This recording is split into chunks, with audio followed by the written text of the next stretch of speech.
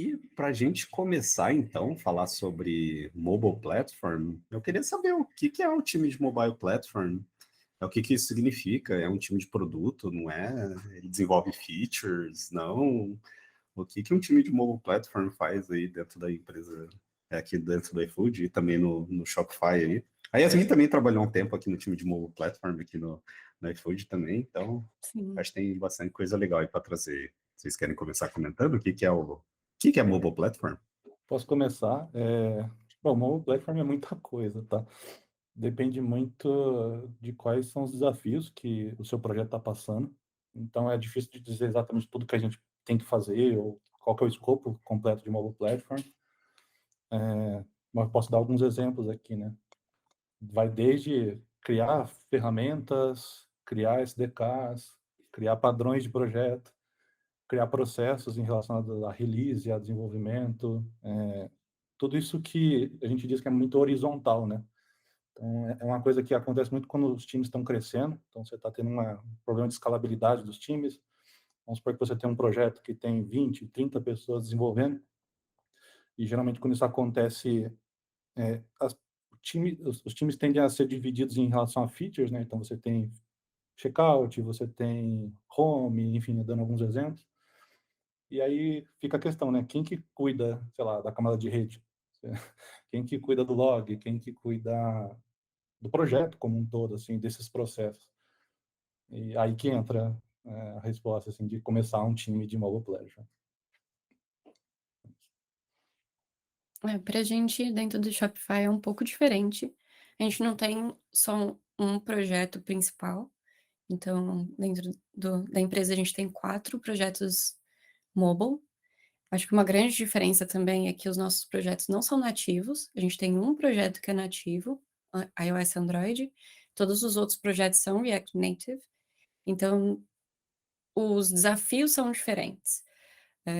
Questão da escalabilidade, questão de trabalhar com monorepo e a parte de build, etc., escalabilidade, é muito diferente quando você está num projeto nativo e quando você está num projeto em React Native.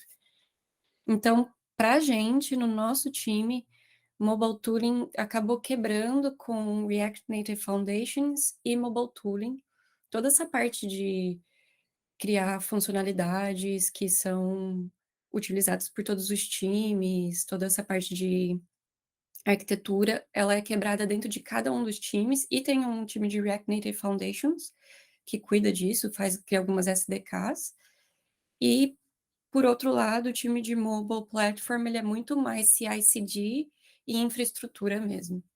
Então, a gente tem 2 projetos principais, um é o projeto de release, então a gente tem uma SDK, né, uma gem, que os times todos integram para conseguir enviar as releases para iOS e para Android a partir do aplicativo React Native.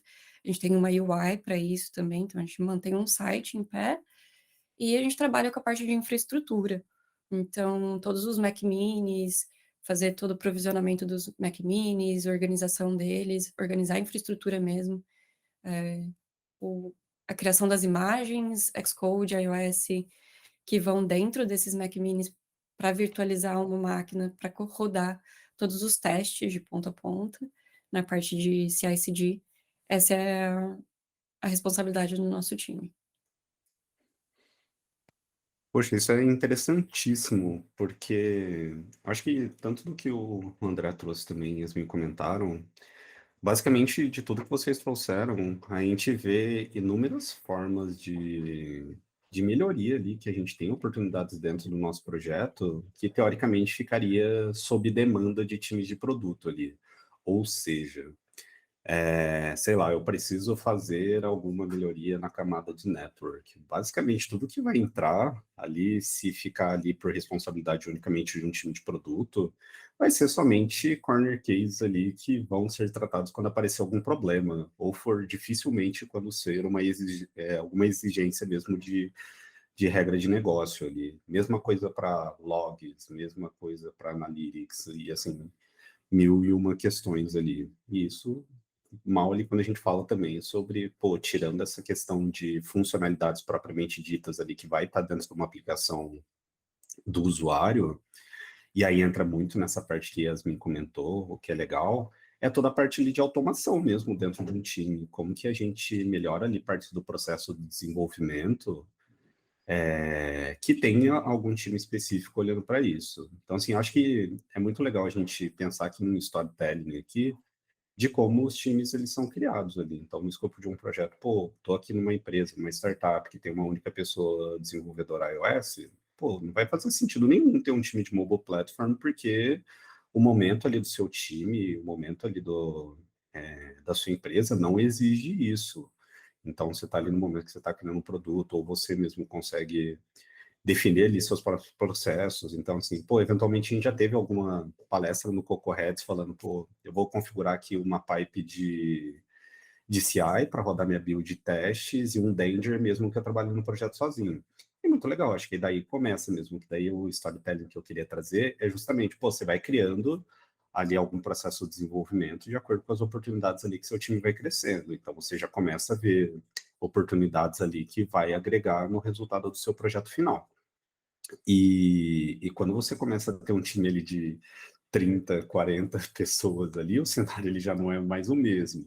Então, basicamente, todo mundo começa ali a colocar a mão ali, a fim de melhorar alguma parte do processo, porém, é necessário que tenha um time ali que, assim, tenha uma governança, assim, sobre do que a gente quer, saca?